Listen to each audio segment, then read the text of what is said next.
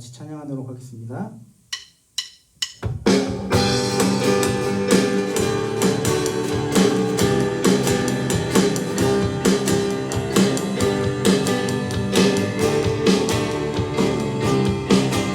주 신실하심 놀라워, 주 신실하심 놀라워, 죄인의 마음 흔드네, 자비의 물가로 인도하시니 그 무엇도 끊지 못해. 주여 기억하소서, 주 백성 자녀들 신실한 주님의 약속, 주님의 은혜 내게 넘치네, 나를 향한 주의 은혜. 공의와 사랑 놀라워, 공의와 사랑 놀라워, 약한 자들 없으시네, 구원의 노래로 인도하시니 만 백성 함께 찬양해. 주여 기억하소서, 주 백성 자녀들 신실한 주님의 약속, 주님의 은혜 내게 넘치네, 나를 향한 주의 은혜. 주님의 은혜, 주님의 은혜 내게 넘치네, 나를 향한 주의 은혜. 주여 기억하소서, 주여 기억하소서, 주 백성 자녀를 신실한 주님의 약속, 주여 기억하소서, 주여 기억하소서, 주 백성 자녀들 신실한 주님의 약속, 주여 기억하소서, 기억하소서, 주 백성 자녀들 신실한 주님의 약속, 주님의 은혜 내게 넘치네, 나를 향한 주의 은혜. 주님의 은혜, 주님의 은혜 내게 넘치네, 나를 향한 주님의 은혜 내게 넘치네, 주님의 은혜 내게 넘치네, 나를 향한 주의 은혜.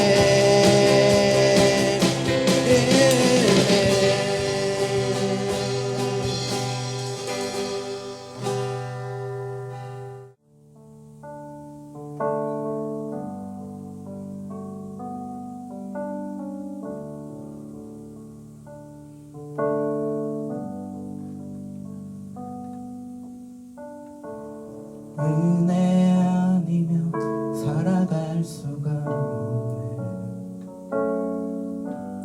호흡마저도 다 주의 것이니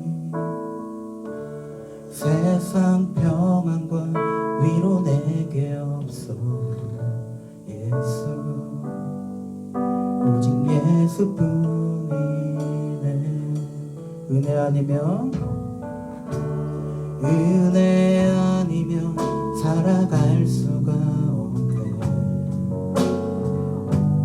고음마저도 다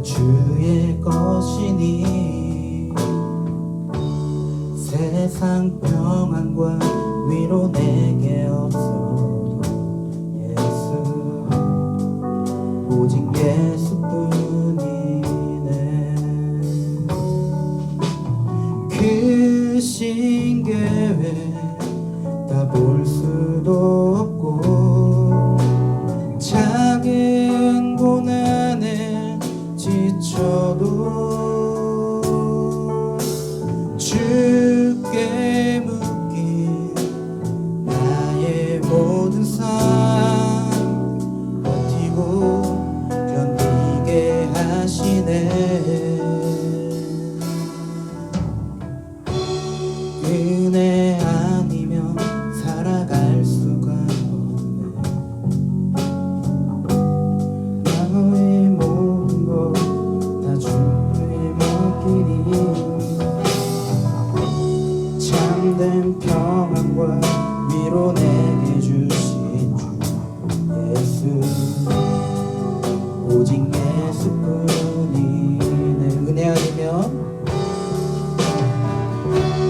은혜 아니면 살아갈 수가 없네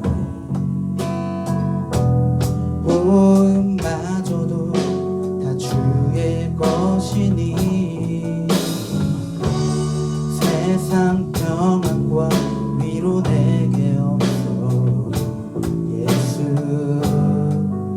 오직 예수뿐이네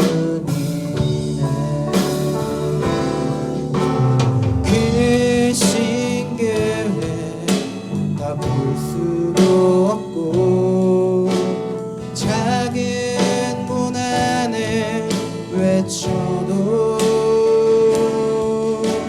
주께 묶인 나의 모든 삶 버티고 견디게 하시네 크신 계획 크신 계획 다 볼 수도 없고 작은 고난에 지쳐도 주께 묶인 나의 모든 삶 버티고 견디게 하시네 은혜 아니면 살아갈 수가 없네 나의 모든 것 다 주께 맡기니 참된 평안과 위로 내게 주신 주 예수 오직 예수뿐이네 은혜 아니면 은혜 아니면 살아갈 수가 없네 나의 모든 것 다 주께 맡기니 참된 평안과 위로 내게 주신 주 예수 오직 예수뿐이네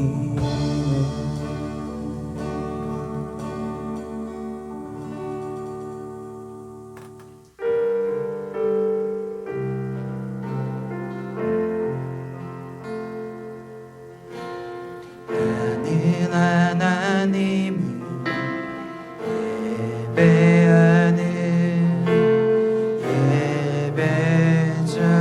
예배자입니다 내가 서 있는 곳 어디서나 하나님을 예배합니다 내 영혼 거룩한 은혜를 향하여 내 마음 완전한 하나님 향하여 이곳에서 바로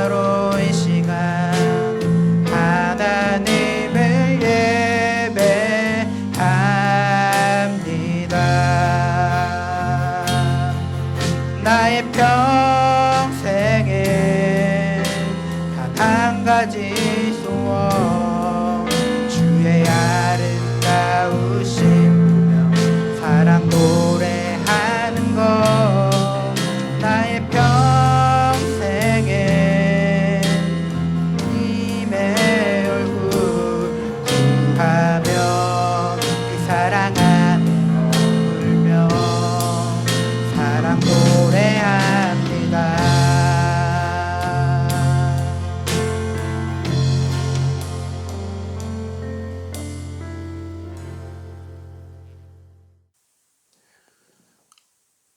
우리의 신앙을 사도신경으로 고백하도록 하겠습니다. 나는 전능하신 아버지 하나님, 천지의 창조주를 믿습니다.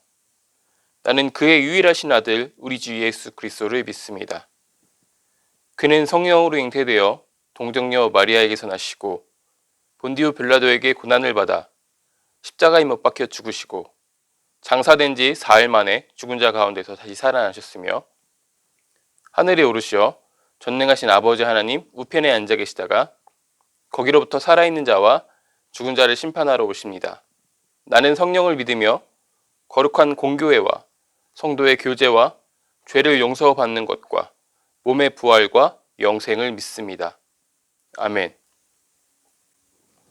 오늘 우리에게 주시는 하나님의 말씀은 신약성경 마태복음 16장 13절에서 20절의 말씀입니다. 예수께서 빌립보 가이사랴 지방에 이르러 제자들에게 물어 이르되 사람들이 인자를 누구라 하느냐? 이르되 더러는 세례 요한, 더러는 엘리야, 어떤 이는 예레미야나 선지자 중에 하나라 하나이다. 이르시되 너희는 나를 누구라 하느냐? 시몬 베드로가 대답하여 이르되 주는 그리스도시요 살아계신 하나님의 아들이시니이다. 예수께서 대답하여 이르시되 바요나 시몬아 내가 복이 있도다. 이를 내게 알게 한 이는 혈육이 아니요 하늘에 계신 내 아버지시니라. 또 내가 내게 이르노니 너는 베드로라. 내가 이 반석 위에 내 교회를 세우리니 음부의 권세가 이기지 못하리라. 내가 천국 열쇠를 내게 주리니 내가 땅에서 무엇이든지 매면 하늘에서도 매일 것이요 내가 땅에서 무엇이든지 풀면 하늘에서도 풀리리라 하시고 이에 제자들에게 경고하사 자기가 그리스도인 것을 아무에게도 이르지 말라 하시니라. 아멘. 이것은 하나님의 말씀입니다. 오늘 말씀을 통해서 고백교회라는 제목으로 함께 말씀을 나누겠습니다. 우리가 주위를 돌아보면 시대의 상황과 요구에 따라서 달라지는 개념들이 있습니다. 우리에게 익숙한 가정 또한 그런 개념 중에 하나입니다. 여러분은 혹시 핵가족화라는 말을 들어보셨습니까? 전통적인 가정은 3대 이상 더 여러 세대가 모여 사는 대가족이고 현대사회에 들어오면서 부부와 자녀로만 구성된 핵가족이 많아지고 있다. 이 현상을 핵가족화라고 불렀습니다. 이 개념은 제가 중학교 때, 청소년기 때 배웠던 내용입니다. 그러면서 짧게 소개해줬던 내용 중에 딩크족이라는 말도 함께 배웠었는데요. 들어보신 적이 있나요? 부부가 결혼을 한 뒤에 맞벌이를 하면서 자녀를 두지 않는 그런 가족, 그런 가정을 일컫던 말이었습니다. 요즘은 제가 검색해보니까 이 딩크족이라는 말에다가 펫이라는 맛을 더해서 자녀 대신 반려동물을 키우는 가정을 딩펫족이라고 부르기도 합니다. 제가 이 말을 처음 접했을 때는 우려 섞인 부정적인 뉘앙스와 함께 배웠었던 것 같아요. 그런데 요즘은 이렇게까지 좀 부정적인 뉘앙스는 많이 사라진 것 같습니다. 왜냐하면 현대사회의 모습들을 돌아보면 결혼을 아예 안 하는 사람들도 많아졌기 때문입니다. 그래서 미혼이 아니라 비혼이라고 부르는 사람들도 많고 1인 가정이라는 말은 우리에게 낯설지 않은 말이 되었습니다. 그리고 더 나아가서 제가 요즘 처음 들어봤던 개념 중에 부부인데 따로 삶을 사는 거예요. 부부로서 제도적인 어떤 혜택들만 누리고 그렇게 같은 집에 살지만 다른 방에서 그렇게 밥도 같이 먹지 않고 살아가는 모습의 가정들도 등장했다고 하고, 혹은 또 결혼을 했는데 어떤 법적인 혼인 신고들은 하지 않고 어떤 제도적인 이점을 누리기 위해서 각각 이름으로 살아가는 그런 가정들도 있었습니다. 참 다양한 모습의 가정들, 어떤 것이 옳고 그르다라고 말하기 어려운 그런 가정들의 모습들이 우리 주위에 참 많이 있습니다. 코로나19 시대를 살아가는 우리에게도, 그리고 포스트 코로나 시대를 살아갈 우리에게도 다시 시대의 요구에 따라 생각해 봐야 하는 그런 개념들이 많이 있습니다. 그 중에 하나가 교회라는 개념인데요. 우리는 앞으로 3주 동안 교회라는 주제로 함께 말씀을 나눌 것입니다. 3주 동안 이 교회가 무엇인지 다시 고민하는 그런 유익한 시간이 되었으면 좋겠습니다. 오늘 말씀은 참 유명한 말씀입니다. 주는 그리스도시요 살아계신 하나님의 아들이십니다. 이 본문, 이 베드로의 고백은 교회에 다닌 사람이라면 들어보지 않은 사람이 없을 만큼 우리에게 익숙한 말입니다. 그리고 예수님께서는 오늘 말씀에서 그 고백 위에 교회를 세우겠다 이렇게 말씀하십니다. 그래서 오늘 우리가 말씀을 함께 묵상하면서 교회는 어떤 고백 위에 세워졌는지, 오늘 살아가는 저와 여러분들의 고백은 어떤 고백인지 함께 상기하고 생각해 볼 수 있는 시간 되었으면 좋겠습니다. 사람들이 나를 누구라 하느냐? 이 예수님의 물음에 제자들이 답합니다. 어떤 사람들은 예수님을 세례 요한이라고 부릅니다. 그들은 예수님을 보고 죽은 세례 요한이 살아났다고 생각합니다. 또 어떤 사람들은 예수님을 엘리야라고 부르는 사람들도 있습니다. 그 사람들은 예수님을 보고 죽지 않고 하늘로 올라갔던 엘리야가 다시 내려왔다고 생각합니다. 또 예수님을 예레미야라고 부르는 사람들도 있습니다. 그들은 예수님이 마지막 때를 준비한다고 이야기합니다. 선지자 중에 한 사람이라고 부르는 사람들도 있습니다. 이렇게 다양한 제자들의 대답을 듣고 있던 예수님께서 다시 묻습니다. 너희는 인자가 누구라고 생각하느냐? 이때 베드로가 대답합니다. 주는 그리스도시요 살아계신 하나님의 아들이십니다. 이 이야기를 바꾸면 예수님께서는 우리가 기다렸던 그 메시아십니다. 예수님께서는 바로 그 유일한 신 하나님이십니다.